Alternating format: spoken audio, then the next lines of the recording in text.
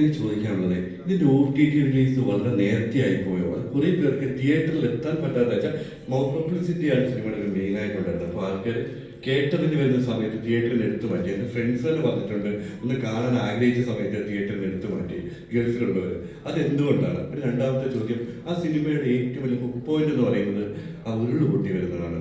ശരിക്കും അത് സ്ക്രിപ്റ്റിൽ ആദ്യം ഉണ്ടായതാണോ, പിന്നെ എപ്പോഴെങ്കിലും ഡെവലപ്പ് ചെയ്ത് വന്നതാണോ? എന്നുവെച്ചാൽ സിനിമ ഫസ്റ്റ് സീനിൽ തന്നെ നമ്മൾ ഒന്ന് ഹുക്ക് ചെയ്യുക, അല്ലെങ്കിൽ ആൾക്കാരെ പിടിച്ചിരുത്തുക എന്നുള്ളത് അതൊക്കെ വന്നതാണ്.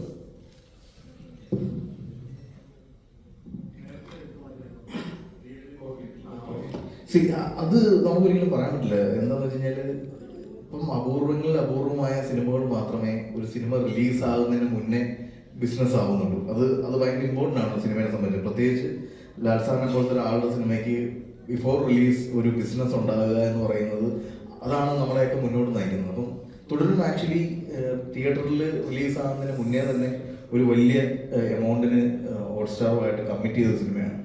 അപ്പോൾ ഇതിൻ്റെ പക്ഷെ നമുക്ക് അവരെയും കുറ്റം പറയാൻ പറ്റില്ല. ഇത് ഓൾമോസ്റ്റ് 35 ഡേയ്സ് അല്ലേ, 35 ഡേയ്സ് നമ്മളോട് ആക്ച്വലി നമ്മുടെ എഗ്രിമെന്റ് പ്രകാരം 28 ഡേയ്സ് ആണ്. 28ാമത്തെ ദിവസം ഇത് OTTയിൽ വരണം എന്നതാണ്. അപ്പോൾ അത് ആക്ച്വലി നിർമ്മാതാവും ലാലേട്ടനും ഞാനും ഡയറക്ടറും ഒക്കെ ഞങ്ങൾ വളരെ ഹമ്പിളായിട്ട് ഇവിടെ റിക്വസ്റ്റ് ചെയ്തു, ഇത്രയും ആളുകൾ വരുന്ന സിനിമയാണ്, ഇത് കുറച്ച് ദിവസങ്ങൾ തിയേറ്ററിലേക്ക് തരണം എന്ന് പറഞ്ഞു. അത് പറഞ്ഞപ്പോൾ തന്നെ അവരത് എക്സ്റ്റെൻഡ് ചെയ്ത് തന്നു. അപ്പോൾ അതൊരു ഗുഡ് റിലേഷൻഷിപ്പാണ്. പിന്നെ അത് ആ ഒരു എമൗണ്ട് എന്ന് പറയുന്നത് സിനിമയ്ക്ക് ഭയങ്കര ഇമ്പോർട്ടൻ്റ് ആണ്. ബിഫോർ റിലീസിൽ അത്ര വലിയൊരു എമൗണ്ട് കിട്ടുക എന്ന് പറയുന്നത് ഓഫ് കോഴ്സ് ഇപ്പം പലരും പല സമയത്തും പറഞ്ഞു കേട്ടിട്ടുണ്ട് ഇത് കച്ചവടമാകാത്തത് കൊണ്ടാണ് ഇത് സിനിമ റിലീസ്. അങ്ങനെയല്ല, ഈ സിനിമ വലിയൊരു എമൗണ്ടിന് ബിഫോർ റിലീസിന് സെല്ലായ ഒരു സിനിമയാണ്. കാരണം മോഹൻലാൽ, ശോഭന എന്ന് പറയുന്ന ഒരു ബ്രാൻഡിനെ അവർക്ക് വേണം. അപ്പോൾ അവരത് വന്ന് കണ്ട് എടുത്തൊരു സിനിമയാണ്. ആ രീതിയിലാണ്. അപ്പോൾ നമുക്കതിനെ ഒരിക്കലും ഒരു പരിഭവമായിട്ട് പറയാം. പിന്നെ ഇത്രയേറെ തിയേറ്ററുകൾ റിലീസ് ചെയ്യപ്പെടുന്നു, അറ്റ് എ ടൈം എല്ലാ രാജ്യങ്ങളിലും റിലീസ് ചെയ്യപ്പെടുന്നു. മറ്റത് അങ്ങനെയല്ല. പണ്ട് അറ്റ് എ ടൈം വളരെ ഒരുപാട് തിയേറ്ററുകളില്ല, അതുകൊണ്ടാണ് ഈ ലോങ് റൺ അത്രയും ഇമ്പോർട്ടൻറ്റ്. ഇപ്പം അങ്ങനെയല്ല, നമ്മൾ ഒരുപാട് തിയേറ്ററിൽ കൊടുക്കുന്നതുകൊണ്ട് തന്നെ അത് ശരിക്കും പറഞ്ഞാൽ ഇതുവരെ ഉള്ള മലയാള സിനിമയിൽ വെച്ച് ഏറ്റവും കൂടുതൽ ടിക്കറ്റ് വിറ്റ് പോയ സിനിമയാണ്. അപ്പോൾ അതൊക്കെ കൊണ്ട് നോക്കുമ്പോൾ അങ്ങനെ ഒരു സങ്കടമില്ല. ഇനി കൂടിപ്പോയാലും വേണം ഒരു 5 ദിവസം കൂടി ഹോൾഡ് ചെയ്ത് പോകുക. അത് പ്രത്യേകിച്ച് വലിയ ഡിഫറൻസ് ഒന്നും ഉണ്ടാക്കില്ല. എന്നാലും ഇപ്പോഴും ചില തിയേറ്ററുകളിൽ ആ സമയങ്ങളിൽ ഇപ്പോഴല്ല, ഈ OTT വന്നിട്ട് ഒരു 10 ദിവസം കഴിയുന്ന സമയത്തും ഹൗസ്ഫുൾ ഷോകളുണ്ടായിരുന്നു. അപ്പോൾ ആളുകൾക്ക് അറിയാം തിയേറ്ററിൽ കാണേണ്ടത് എന്താണ്, തിയേറ്ററിൽ എങ്ങനെയാണ് കാണേണ്ടതെന്ന്. പിന്നെ ഉരുൾപൊട്ടലിൻ്റെ കേസ് ഞാൻ വന്നതിന് ശേഷം ഞാൻ ആ സിനിമയിലേക്ക് കൊണ്ടുവന്ന ആദ്യത്തെ ഒരു ഇൻട്രൊഡക്ഷനാണത് ഉരുൾപൊട്ടുന്നത്. അതിന് എനിക്ക് ഏറ്റവും വലിയ താങ്ക് തോന്നുന്നത്, ഞാൻ ഈ സ്ക്രിപ്റ്റ് കേട്ടതിന് ശേഷം ഞാൻ റീവർക്ക് ചെയ്യാൻ തുടങ്ങിയിട്ട് രഞ്ജിതയുടെ അടുക്കൽ പോയി കഥ പറയുകയാണ്, ചേട്ടാ നമ്മുടെ സിനിമ തുടങ്ങുന്നത് ഉരുൾപൊട്ടലിൽ നിന്നാണ് എന്ന് പറയുമ്പോൾ നോർമലി നിർമ്മാതാക്കൾ ആ വഴിക്ക് ഓടാറാണ് പതിവ്, ഒരു ഉരുൾപൊട്ടൽ എന്ന് കേൾക്കാം. പക്ഷെ എന്താണ് പറഞ്ഞു, എന്തൊക്കെ സംഭവിച്ചാലും ഉരുൾപൊട്ടൽ നമ്മൾ ഷൂട്ട് ചെയ്യും. അപ്പോൾ അത് വിഷനാണ്. ഒരു ക്രിയേറ്റീവ് പ്രൊഡ്യൂസറിൻ്റെയും ക്രിയേറ്റീവ് ഡയറക്ടറിൻ്റെയും ക്രിയേറ്റീവ് ടീമിൻ്റെയും വിഷനാണ്. അപ്പം ഉരുൾപൊട്ടൽ സെക്കൻഡ് ഞങ്ങളുടെയൊക്കെ റീവർക്കിങ്ങിൽ ഉണ്ടായി വന്നതാണ്. അത് ആ സിനിമയുടെ ഞെട്ടിക്കുക എന്നുള്ളതാണോ, അതായത് ഞാൻ ഈ ഫീൽ ഗുഡാണ്, ഫാമിലി ഡ്രാമ എന്നൊക്കെ പറഞ്ഞ് ഇങ്ങനെ വരുമ്പോൾ ആളുകൾ വന്നിരിക്കുമ്പോൾ വേണ്ട ഉരുൾപൊട്ടൽ എന്ന് പറയുമ്പോൾ ആളുകൾക്കൊരു സർപ്രൈസ് എലിമെന്റ് കൊടുക്കുക എന്നുള്ളതാണ് എൻ്റെ ഉദ്ദേശം. അത് വർക്കൗട്ടായി. നിങ്ങൾ രണ്ടുപേരും കഴിഞ്ഞ വർഷത്തെ ഏറ്റവും മികച്ച ഇന്ത്യയിലെ ഏറ്റവും മികച്ച മലയാള സിനിമയുടെ അണിയറ പ്രവർത്തകരാണ്. അത്ര ഒരു ദേശീയ അവാർഡ് കിട്ടുന്നതാണോ അതോ തുടരും പോലൊരു സിനിമയുടെ ബോക്സ് ഓഫീസ് സക്സസ് ആണോ ഏറ്റവും മധുരം നൽകുന്നത്? അല്ലേ, രണ്ടിനും രണ്ട് രീതിയിലുള്ള സൗന്ദര്യവും സന്തോഷവുമാണ്. നാഷണൽ അവാർഡ് ഒരു സിനിമ പോവുക എന്ന് പറയുന്നത് എന്നെ സംബന്ധിച്ചിടത്തോളം ആ സിനിമയും തിയേറ്ററിൽ നിന്ന് കിട്ടിയ ഇപ്പം ഈ കളക്ഷൻ റെക്കോർഡിൽ ഇങ്ങനെ പറയാൻ പറ്റില്ല, ഈ അഭിപ്രായങ്ങളൊക്കെ ഏതാണ്ട് ഇതേ ഇന്റൻസിറ്റി തന്നെയായിരുന്നു. ഇതേപോലെ തന്നെയാണ് ഇങ്ങനെ ആളുകൾ വിളിച്ച് കരയുക, വന്ന് കെട്ടിപ്പിടിക്കുക, ഉമ്മ വെക്കുക എന്ന് പറഞ്ഞ ഇമോഷൻ അന്നും ഉണ്ടായിരുന്നു. ഇത് വേറൊരു കൈൻഡ് ഓഫ് സെലിബ്രേഷനാണ്, ഒരു ആഘോഷമാണ്. ഒരു മോഹൻലാൽ എന്ന് പറഞ്ഞ മനുഷ്യനോടുള്ളൊരു സന്തോഷം കൂടിയാണ്. സിനിമയേക്കാൾ ഉപരി ആ രീതിയിലാണ് ഈ സിനിമ ആഘോഷിക്കപ്പെടുന്നത്. ഇത് ഞാനൊരു നല്ല കഥ പറഞ്ഞു എന്നുള്ള ഇമോഷനൊപ്പം തന്നെ മോഹൻലാൽ എന്ന് പറഞ്ഞ ഇമോഷൻ കൂടി അതിനൊപ്പം കയറി വന്നു. അതാണ് ഇത്രയേറെ ഇത് ഗ്രാൻഡ് ആവാനുള്ള കാരണം. മറ്റത് ഭയങ്കര ഓർഗാനിക്കായിട്ട് നമ്മൾ സ്ട്രഗിൾ ചെയ്ത് ഷൂട്ട് ചെയ്ത് അങ്ങനെ ഒരു മോഹൻലാൽ സിനിമ ചെയ്യുന്നതുകൊണ്ട് തന്നെ നമുക്ക് അങ്ങനെ സ്ട്രഗിൾ ഒന്നും ഉണ്ടായിട്ടില്ല. എന്ത് ചോദിച്ചാലും അത് കിട്ടും. ആ സിനിമ നന്നാക്കണമെന്ന് മാത്രമല്ല എല്ലാവർക്കും ഉണ്ടായിരുന്നത്. അപ്പം രണ്ടിനും രണ്ട് രീതിയിലുള്ള സന്തോഷവും അഭിമാനവുമാണ്. ബിനുവിനോടാണ് എന്നാണ് സ്വതന്ത്ര സംവിധായകനായിട്ട് ഞങ്ങൾക്ക് കാണാൻ കഴിയുക. എഴുതി കഴിയട്ടെ, എഴുതുന്ന സിനിമ കഴിഞ്ഞിട്ട്. Thank you. അപ്പോ ഇനി ഞാൻ ഓഡിയൻസിലേക്ക് നമുക്ക് വളരെയധികം പെട്ടെന്ന് വൈൻഡപ്പ് ചെയ്യുന്നതുണ്ട്. അപ്പോ പെട്ടെന്ന് ചോദ്യം ആർക്കൊക്കെയാണ്? ഓക്കെ, ഞാൻ അവിടെ വരാം. ചോദ്യവും ഉത്തരവൊന്നുമല്ല. എൻ്റെ പേര് നവാസ് കടവനാട്. പിന്നെ ഒരു സിനിമ കഥാപാത്രം ആയിട്ട് നമ്മൾ അറിയപ്പെടുക എന്ന് പറഞ്ഞാൽ എല്ലാവരുടെയും ഒരു സന്തോഷമുള്ള കാര്യം അല്ലേ? അപ്പോൾ ഇതിനകത്ത് ചെയ്തിരിക്കുന്ന നമ്മുടെ ആ ഒരു പോലീസ് ഓഫീസറെ ജോസാറ് പ്രകാശ് വർമ്മ എന്ന് പറഞ്ഞാൽ ചിലപ്പോൾ ആർക്കും മനസ്സിലാവില്ല. അപ്പോൾ ഈ ഒരു കഥാപാത്രം കൊണ്ട് അറിയാം പുറത്തു പോകുമ്പോഴൊക്കെ ജോസാർ നല്ലവരെ വിളിക്കാൻ പറഞ്ഞു വരുന്നത് എന്താ വെച്ചാല് ലാലേട്ടന്റെ മിക്ക സിനിമ കൊണ്ടും ഹിറ്റായ ഒരു കഥാപാത്രമാണ് നമ്മുടെ രാജംബി ദേവ്, കാർലോസ് അല്ലെ, അതേപോലെ സ്ഫടികൻ ജോർജ്, കീരിക്കാടൻ ജോസ്. അതുപോലെ ഈ തുടരും സിനിമ കൊണ്ട് ഒരാൾ ഇത്രയും അറിയപ്പെട്ടത് സാറിന്റെ ഒരു കഴിവും ആ ഒരു കോടി കൊണ്ടാണ്. അപ്പോ ഇത് എന്നത് കണ്ടതാണ്, തെറ്റുണ്ടെങ്കിൽ ക്ഷമിക്കണം. അപ്പോ തുടരും സിനിമയുടെ ടീമിന് എല്ലാവിധ ആശംസകളും. ദൃശ്യം ഇറങ്ങിയ പോലെ തുടരും 2 ഇറങ്ങട്ടെ എന്ന് ആശംസിക്കുന്നു. Thank you. അടുത്ത ക്വസ്റ്റ്യൻ. ഹായ് തരൺ സർ, ആദ്യം തന്നെ എനിക്കൊരു 3 ഗ്രാറ്റിറ്റ്യൂഡ് പറയാനുണ്ട്. ഫസ്റ്റ് ഓഫ് ഓൾ നമുക്ക് നമ്മുടെ പഴയ ലാലേട്ടനെ ഇത്രയും ഭംഗിയായിട്ട് നമുക്ക് തിരിച്ചു തരുന്നതിൽ ഒരുപാട് സന്തോഷം. രണ്ടാമതായിട്ട് നമ്മുടെ പീപ്പിൾ വർക്ക്ഷോപ്പ്, അതിൽ നിന്നും 5 പേരെ ഈ ഒരു ബിഗ് സ്ക്രീനിൽ കാണാൻ സാധിച്ചു. അതിൽ വലിയൊരു സന്തോഷം. പിന്നെ എനിക്കൊരു പേഴ്സണൽ ഗ്രാറ്റിറ്റ്യൂഡാണ്. ഈ അവസരത്തിൽ പറയാൻ പറ്റുമോ എന്ന് എനിക്കറിയില്ല. നമ്മുടെ ഒരു വർക്ക്ഷോപ്പിൽ സാറ് ഒരു സ്കിറ്റ് കഴിഞ്ഞിട്ട് എന്നെ അടുത്ത് നിർത്തി പറഞ്ഞിട്ടുണ്ടായിരുന്നു, നിന്റെ ശബ്ദം നീ ഉപയോഗിക്ക് UAE ഏറ്റവും കൂടുതൽ അറിയപ്പെടുന്നു പറഞ്ഞിട്ടുണ്ടായിരുന്നു. സോ ആ ഒരു 2024 ജാനുവരി മുതൽ ഈ നിമിഷം വരെ എനിക്ക് ഒരുപാട് സ്റ്റേജിൽ ആങ്കർ ചെയ്യാൻ സാധിച്ചിട്ടുണ്ട്. അപ്പൊ ഞാൻ ഭയങ്കര ഒരു മോട്ടിവേഷൻ ആയിട്ട് കാണുന്നുണ്ട്. താങ്ക് യു തരൺ സാർ, ബിനിച്ചേട്ടാ ഒരുപാട് നന്ദി. എല്ലാവരോടും thank you so much. Hi.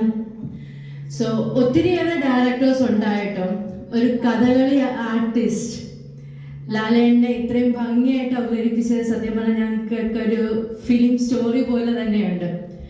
So തുടരും മൂവീസ് ആ ഒരു ലൊക്കേഷനിൽ വാനപ്രസ്ഥത്തില് ലാലേട്ടൻ്റെ ഫേഷ്യൽ എക്സ്പ്രഷൻസ്, കാരണം കഥകളിക്ക് ഏറ്റവും കൂടുതൽ പ്രാക്ടീസ് വേണ്ടത് ഫേഷ്യൽ എക്സ്പ്രഷൻസിനാണ്. ലാലേട്ടൻ അത് മാക്സിമം യൂസ് ചെയ്തിട്ടുണ്ടെന്ന് തന്നെയാണ് ഞങ്ങളുടെ വിശ്വാസം. അപ്പൊ അതിനെ കുറിച്ചൊന്ന്. ഇല്ല, ആക്ച്വലി ലാൽ സാർക്ക് നമ്മുടെ ടീമിലുള്ള എല്ലാവർക്കും ഓരോ കണക്റ്റിംഗ് പോയിന്റ് ഉണ്ട്. ഇപ്പം പ്രകാശ് ചേട്ടനാണെങ്കിൽ ഈ പറയുന്ന പരസ്യം അങ്ങനെയുള്ള കാര്യങ്ങൾ, ബ്രാൻഡുകൾ അങ്ങനെയുള്ള കാര്യങ്ങളായിട്ട് സംസാരിക്കും. ജെയ്സനായിട്ടാണെങ്കിൽ ഫിറ്റ്നസ് അങ്ങനെയുള്ള കാര്യങ്ങൾ സംസാരിക്കും. ബിരിച്ചാണെങ്കിൽ പറയാൻ പറ്റുന്നതും പറയാൻ പറ്റാത്തതായിട്ടുള്ള പല കാര്യങ്ങളെ പറ്റി സംസാരിക്കും. അപ്പോൾ എല്ലാവരോടും അപ്പോൾ ഞാനുമായിട്ടുള്ള ലാൽ സാറിൻ്റെ കണക്റ്റിംഗ് പോയിന്റ് എന്ന് പറഞ്ഞാൽ കഥകളിയാണ്. ഞങ്ങളെപ്പോഴും സംസാരിക്കുമ്പോഴും ഈ കഥകളിയായിട്ട് ബന്ധപ്പെട്ട കാര്യങ്ങൾ അങ്ങനെ സംസാരിക്കുള്ളൂ. ഇങ്ങനെ ആർട്ട് ഫോം, ഈ കഥകളി കണ്ടിട്ടുണ്ടോ, ഈ വേഷം കണ്ടിട്ടുണ്ടോ. അപ്പം ഞാൻ എപ്പോഴും ലാൽ സാറുമായിട്ട് മിങ്കിൾ ചെയ്യുന്ന എൻ്റെ ഒരു കണക്റ്റിംഗ് പോയിന്റ് കഥകളിയാണ്. അപ്പം ലാൽ സാർ അതിൻ്റെ കഥകളി എലിമെന്റുകൾ യൂസ് ചെയ്യണമെന്ന് വെച്ചാൽ ഞാൻ നേരത്തെ പറഞ്ഞല്ലോ, ലാൽ സാറിന് ഒരു നോട്ടമുണ്ട്. അപ്പോൾ ആ സമയത്ത് ലാൽ സാർ കഥകളി അഭ്യസിച്ചിട്ടുള്ളതുകൊണ്ട് തന്നെ കണ്ണ് യൂസ് ചെയ്യുന്ന എക്സസൈസ് എനിക്കറിയാം. അത് എനിക്ക് മാത്രമേ കണക്റ്റ് ആവുള്ളൂ ആ സെറ്റിൽ. അപ്പം ഞാനത് ഭയങ്കര നോട്ട് ചെയ്യുകയും ഞാൻ സംസാരിച്ചിട്ടുണ്ട്. അപ്പം കണ്ണിലേക്ക് നെർവസിനെ കൊണ്ടുവരാൻ വേണ്ടി ഒരു കണ്ണ് സാധനം ചെയ്യുന്നത് ഞാൻ നോട്ട് ചെയ്തിരുന്നു. പിന്നെ ഞാൻ പലപ്പോഴും ചോദിച്ചു വാനപ്രസ്ഥത്തിലെ പല കാര്യങ്ങളെ പറ്റിയൊക്കെ ഞാൻ ചോദിച്ച്. ടു ബി ഫ്രാങ്ക്, ഞാനൊരു കഥകളി ആർട്ടിസ്റ്റാണ്. നോർമലി കഥകളി എന്ന് പറയുന്നത് ഒരാൾക്ക് പെർഫോം ചെയ്യാൻ ഭയങ്കര പാടുള്ളൊരു സംഭവമാണ്. കാരണം അതിനകത്ത് കൈ യൂസ് ചെയ്യുന്നതിനകത്തും വിരലുകൾ മുദ്ര യൂസ് ചെയ്യേണ്ടതൊക്കെ കൃത്യമായ കാണിച്ചതില്ലെങ്കിൽ അതൊരു ക്യാപ്സ്യൂൾ ആർട്ട് ഫോം പോലെ ഇരിക്കും. പക്ഷേ ഞാൻ ലാൽസാറാണെന്ന് പറഞ്ഞാൽ ലാൽസാർ ചെയ്യുന്നതിന് ഭയങ്കര പെർഫെക്ഷനാണ്. കൈ ഇടുന്നതിന്, ഫേഷ്യൽ എക്സ്പ്രഷന്, മൂവ്മെന്റുകൾക്ക് ഒരു കഥകളിക്കാരൻ ചെയ്യുന്ന പോലെ തന്നെ ഉണ്ടെന്ന് പറഞ്ഞാൽ അത് ഒരു 5-6 മാസം മാത്രമേ ട്രെയിൻ ചെയ്യാൻ പറ്റുള്ളൂ എന്ന് പറയും. അതാണ് ആ മനുഷ്യന്റെ ഗ്രേറ്റ്നെസ്. അതെങ്ങനെയാണ് സംഭവിക്കുന്നത് പുള്ളി പറയും, എനിക്കറിയില്ല മോനെ എന്ന് പറയും. അതാണ് എൻ്റെ സത്യാവസ്ഥ. ഹലോ സാർ, ഞാൻ അനൂപ്. ഇപ്പോൾ സാറിൻ്റെ സിനിമ എന്ന് പറയുമ്പോൾ ലാലേട്ടൻ്റെ മറ്റ് സിനിമകൾ റിലീസ് ചെയ്യുന്നതിന് മുന്നേ ഒരു ഹൈപ്പ് ഉണ്ടായിരുന്നു. ഹൈപ്പ് എന്ന് പറഞ്ഞാൽ സ്റ്റാർ ആക്ടേഴ്സ് അഗേൻസ്റ്റ് റോൾ ചെയ്യുന്നവർ, അവരെ വെച്ചിട്ട് ഒരു ഇൻ്റർവ്യൂ പോലെ അല്ലെങ്കിൽ അതിൻ്റെ മുന്നോടിയായിട്ട് ഏത് സിനിമയായാലും ഈ സാറിന്റെ സിനിമയ്ക്ക് ഹൈപ്പ് ഇല്ല എന്ന് പറയുന്നത് ഒരു തരം മാർക്കറ്റിംഗ് രീതിയാണ്. അത് സിനിമയ്ക്ക് കിട്ടുന്ന ഒരു പോസിറ്റീവ് റിസൾട്ട്.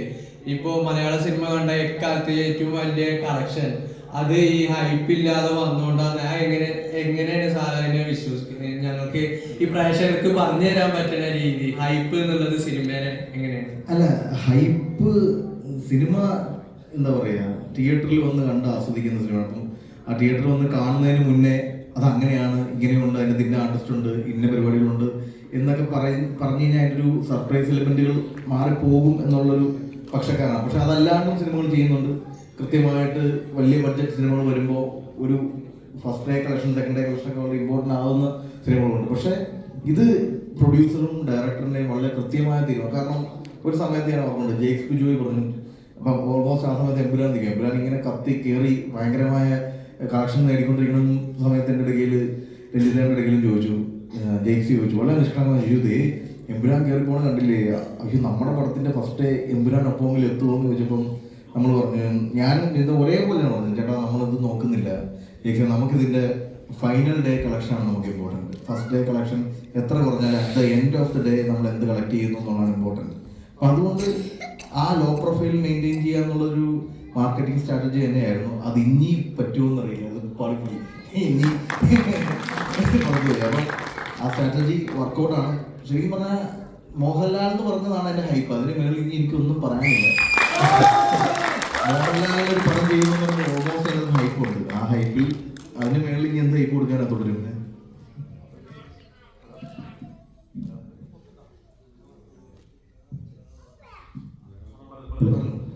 സിമ്പിൾ ചോദ്യമാണ്. സാധാരണ ലാലേട്ടൻ നമ്പർ എന്ന് പറയുമ്പോൾ 2255 നമുക്ക് എല്ലാവർക്കും അറിയാം. ഇതിൽ കാറിന്റെ നമ്പർ 4455 ആയിരുന്നു. എന്തെങ്കിലും സിഗ്നിഫിക്കൻസ് ഉണ്ടായിരുന്നോ അതോ ജസ്റ്റ് കാഷ്വൽ ആയിരുന്നു? ഇല്ല, അത് ഭയങ്കര മാജിക്കൽ കോയിൻസിഡൻസ് ആണ്. എല്ലാവരും 2255 ഇട്ടാലോ എന്ന് കഴിഞ്ഞപ്പോൾ ഞങ്ങൾ രണ്ടും കൂടെ പറയാം, അത് ഭയങ്കര ഫാൻ ബോയ് കൂടി പോകും, നമ്മൾ രാജസ്ഥാന്റെ ഭയങ്കര സെലിബ്രേറ്റ് ചെയ്ത നമ്പറാണ്, അതിപ്പം ഈ ഇടണ്ടെന്ന് പറഞ്ഞു. അപ്പം അങ്ങനെയാണ് പിന്നെ എന്ത് നമ്പർ ഇടും എന്ന് ചോദിച്ചപ്പോഴത്തേക്കും ഞാൻ എൻ്റെ വീട്ടിൽ ആദ്യം വാങ്ങിച്ചൊരു വൈറ്റ് കളർ മാരുതി കാറാണ്, അതിൻ്റെ നമ്പർ 4455 ആയിരുന്നു.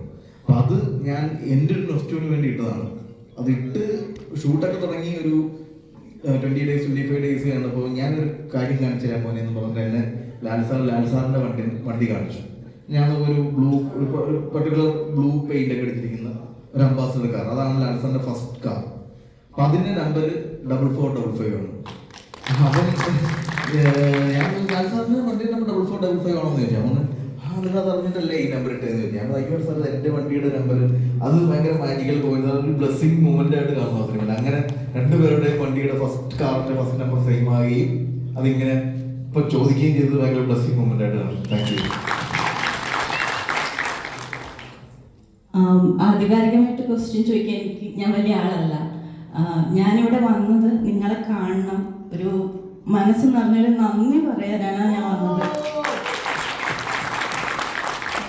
തുടരും കാണുമ്പോൾ മൂവിയുടെ കൂടെ നമ്മൾ ജേണി നടത്തും. അപ്പോൾ നമുക്കൊരു സങ്കടം മനസ്സിലുണ്ടാവും, അതിലുപരി മനസ്സ് നിറഞ്ഞൊരു സന്തോഷം ഉണ്ടായിരുന്നു. ആസ് എ ഫാൻ ഗേൾ വാക്കുകളില്ല പറയാനായിട്ട്. കണ്ണ് നിറഞ്ഞത് ലാലേട്ടനെ ലാലേട്ടനായിട്ട് ആ സ്ക്രീനിൽ കാണാൻ പറ്റിയതിലാണ്. ഭയങ്കര വലിയ നന്ദി. എനിക്ക് സൗണ്ട് വല്ലാണ്ടാവും. ഞാൻ I can see that I was a sleeper cell. കോളേജിലായിരുന്ന സമയത്ത് മൂവിക്ക് പോവായിരുന്നു. ഇങ്ങോട്ട് മൂവ് ചെയ്തതിന് ശേഷം അങ്ങനെയൊന്നും പറ്റില്ല. ബട്ട് ആഫ്റ്റർ തുടരും ഞാൻ ഇവരെ കോണ്ടാക്ട് ചെയ്തു. എനിക്ക് ആദ്യം ഞാൻ പറഞ്ഞു എനിക്ക് ഛോട്ടാ മുംബൈയിലെ ഷോ കാണണം എന്ന് പറഞ്ഞ ഞാൻ വന്നത്. ഇപ്പോ ഫുൾ ഓൺ അവരുടെ കൂടെയാണ്. മാക്സിമം ഞാൻ ശ്രമിക്കുന്നുണ്ട്. I came all the way alone. ഇവിടെ എൻ്റെ കൂടെ ഫ്രണ്ട്സ് ആരുമില്ല. എനിക്ക് അരുൺ എന്ന് പറഞ്ഞൊരു ചേട്ടനെ മാത്രമേ അറിയുള്ളൂ. പക്ഷെ നിങ്ങളെ കാണാൻ വേണ്ടിയും ഒരു ഭയങ്കര വലിയൊരു നന്ദി പറയാനുമാണ് ഞാൻ വന്നത്. Thank you so much. Tarunji, cinema low പ്രൊഫൈലിൽ പോയപ്പോൾ ഞങ്ങളൊക്കെ ബോക്സ് പോയിട്ട് ഇടയ്ക്കിടയ്ക്ക് സിനോപ്സിസ് എന്താ നോക്കാറുണ്ട്. അപ്പോൾ അതിൽ കണ്ടത് war and revenge of a warrior. അപ്പോൾ ഞാൻ ഫേസ്ബുക്കിൽ മെസ്സേജ് ചെയ്ത് ഇവിടെ സിനോപ്സിസ് മാറിപ്പോയിട്ടുണ്ട് എന്നുള്ള, കാരണം ഒരു കുടുംബചിത്രമാണ് ഞങ്ങൾ പ്രതീക്ഷിച്ചിരുന്നത്. അതേപോലെ ഈ സ്ലീപ്പർ സെല്ലിനെ 40+ കഴിഞ്ഞവരെ ഉണർത്താൻ വേണ്ടിയിട്ട് എന്തെങ്കിലും സ്പെഷ്യൽ സ്ട്രാറ്റജി ഉണ്ടായിരുന്നു? ഇല്ല, സ്ലീപ്പർ സെൽ എന്നുള്ള വാക്ക് ഞങ്ങളുടെ ഈ പറഞ്ഞില്ലേ കുറെ ഫാൻ ബോയ്സ് ഒന്നുമില്ല, അങ്ങനെ ഞങ്ങൾക്കിടയിൽ ഉണ്ടായ ഒരു വാക്കാണ്. ചേട്ടാ എന്നോട് ഇവരെപ്പോഴും പറയും, ചേട്ടാ സ്ലീപ്പർ സെൽസ് ഇറങ്ങും ചേട്ടാ, മലയാളത്തിന്റെ സ്ലീപ്പർ സെൽസ് ഇറങ്ങും ചേട്ടാ, മോഹൻലാലിന്റെ സ്ലീപ്പർ സെൽസ് ഇറങ്ങും ചേട്ടാ എന്നുള്ള ധൈര്യം ഇവരെപ്പോഴും പറയുന്ന, ഇവരിൽ നിന്ന് എനിക്ക് ആ വാക്ക് കിട്ടിയത് സത്യത്തിൽ. അപ്പൊ ഞാൻ ആ വാക്ക് കേട്ടതിന്റെ പുറത്ത് ഞാൻ അതിന് ഇമ്മീഡിയറ്റ് ആയിട്ട് പോയ ഇന്റർവ്യൂവിൻ്റെ അകത്ത് ഞാൻ പറഞ്ഞാണ് മലയാളത്തിൽ സ്ലീപ്പർ സെൽസ് ഇറങ്ങും എന്ന് ഞാൻ പറഞ്ഞു. അത് ഭയങ്കരമായിട്ട് അങ്ങോട്ട് കയറി കത്തി ജ്വലിച്ചു സ്ലീപ്പർ സെൽ എന്നുള്ള വാക്ക്. സത്യത്തിൽ നമ്മളൊക്കെ മനസ്സിലാകുന്നത് ലോകത്തുള്ള എല്ലാ മലയാളികളും മോഹൻലാലിന്റെ സ്ലീപ്പർ സെല്ലായിരുന്നു എന്നുള്ളതാണ്. ബാക്കിയൊക്കെ ആളുകൾ പല രീതിയിൽ പല എന്താ പറയുക ഇങ്ങനെ വാശിപ്പുറത്തും പൊളിറ്റിക്സിന്റെ പുറത്തുമൊക്കെ സംസാരിക്കുന്നതാണ്. അല്ലാണ്ട് literally each and every Malayali, ഞാൻ വേറെ വീട്ടിൽ കയറി ചോദിച്ചാലും എല്ലാ മലയാളിയുടെ ഉള്ളിലും മോഹൻലാൽ എന്ന് പറഞ്ഞൊരു ഇമോഷൻ കിടപ്പുണ്ട്. അതാണ് സ്ലീപ്പർ സെൽ എന്ന് വെച്ചാൽ sleeper cell equal to every Malayali എന്നാണ് എൻ്റെ അർത്ഥം. അതുകൊണ്ടാണ് ഈ പടം ഇങ്ങനെ ഇപ്പോഴും ഇങ്ങനെ കത്തി നിൽക്കുന്നത്. പിന്നെ ഹെലികോപ്റ്ററുകൾക്കിടയിൽപ്പെട്ട ആ സ്പ്ലെൻഡർ ഇപ്പൊ എവിടെയാണ്? സ്പ്ലെൻഡർ തൊടുപുഴയുണ്ട്. തൊടുപുഴ ഒരു പയ്യന്റെ സ്പ്ലെൻഡറാണ്. ആ സ്പ്ലെൻഡർ ലാൽ സാർ ഓടിച്ചതൊക്കെ ഭയങ്കര രസമായിരുന്നു. അപ്പം അത് കീപ്പ് ചെയ്തിട്ട് താങ്ക് യു. നമ്മുടെ ഫാൻസ് ടീമിന്റെ ഭാഗത്തുനിന്ന് ലാസ്റ്റ് ഒരു ചോദ്യം, അതിന് ഞാൻ സൂര്യസിന്റെയിലേക്ക് മൈക്ക് കൈമാറാണ്. അപ്പോൾ ഫസ്റ്റ് ഓഫ് ഓൾ എനിക്ക് ബിഗ് താങ്ക്സ് തന്നെ പറയാനുള്ളത്. കുട്ടി പറഞ്ഞ പോലെ ഞാൻ അവിടെ ഇന്ത്യയുടെ സിനിമ കണ്ടത് ഫസ്റ്റ് ഒരു ഇൻട്രോഡക്ഷൻ കഴിഞ്ഞ് അർമാദിച്ചിട്ട് അവിടെ പോയിരുന്നുണ്ട്. ഭയങ്കര ഇമോഷണലായിരുന്നു. ബിക്കോസ് നമ്മളെ ആഗ്രഹിച്ച ലാലേട്ടനുണ്ട്, അത് തിരിച്ചു കിട്ടിയപ്പോൾ സന്തോഷം. ഈ ലോകത്തിലെ എല്ലാ മോഹൻലാൽ ഫാൻസും നിങ്ങളോട് കടപ്പെട്ടിട്ടുണ്ട്, അത് ഉറപ്പാണ്. കാരണം നമ്മൾ ലോകത്തിൽ നിൽക്കുന്ന സമയത്ത് നമ്മൾ ഇത്രയും ബൂസ്റ്റ് ചെയ്ത്, ഇപ്പൊ ഞങ്ങൾ ചോട്ടാമ്പതിന്റെ ഒരു 4 ഫാൻ ഷോ ചെയ്തു. ഈ ഞങ്ങൾ മാത്രമേ 4 ഫാൻ ഷോ ചോട്ടാമ്പത് ഫുൾ സ്കോഡായിരുന്നു. അതിൽ ട്രിഗറായ പടം തുടരും തന്നെയാണെന്ന് പറയുന്നത് ഞാൻ ഒരു സംശയമില്ല. It's a big thank for you. Okay, എനിക്ക് ഒന്നുകൂടെ പറയാനുള്ളത്, ഞങ്ങൾക്ക് ലാലേട്ടനായിട്ട് അടുത്ത പടം എത്രയും പെട്ടെന്ന് കാണണം. അതെപ്പോ ഉണ്ടാകുന്നത് പറയുന്നത് അല്ല അറിയില്ല. ഈ പറയുന്ന പോലെ അതിൻ്റെ ഒരു ഇൻഷ്യൽ ടോക്കൊക്കെ നമുക്ക്, പക്ഷെ അതൊരു കമ്മിറ്റ്മെന്റിലോട്ടോ സ്ക്രിപ്റ്റ് ഡിസിഷനിലോട്ടോ ഒന്നും എത്തിയിട്ടില്ല. നമുക്ക് സിനിമ നമുക്ക് ഒരുമിക്കണമെന്നൊരു ടോക്ക് ലാലേട്ടൻ എടുക്കുകയും എൻ്റെ എടുക്കുന്നു ആനന്ദൻ്റെ എടുക്കുന്നു ഒരു മീറ്റിംഗ് അങ്ങനെ കഴിഞ്ഞു. അത് മാത്രമേ ഉള്ളൂ, ഇമ്മീഡിയറ്റ് ഉണ്ടാവില്ല. അടുത്ത ജയപ്പൂരിനോടൊന്ന് ചോദ്യം, ദൃശ്യം 3 എപ്പോഴാണ് ഷൂട്ടിംഗ് തുടങ്ങുക, എന്നൊക്കെയാണ് പ്രതീക്ഷിക്കുന്നത്? ദൃശ്യം 3 എനിക്കൊന്നും പറയാൻ പറ്റില്ല. എനിക്കൊരു ഒക്ടോബർ സ്റ്റാർട്ട് ചെയ്യും ഷൂട്ടിംഗ്.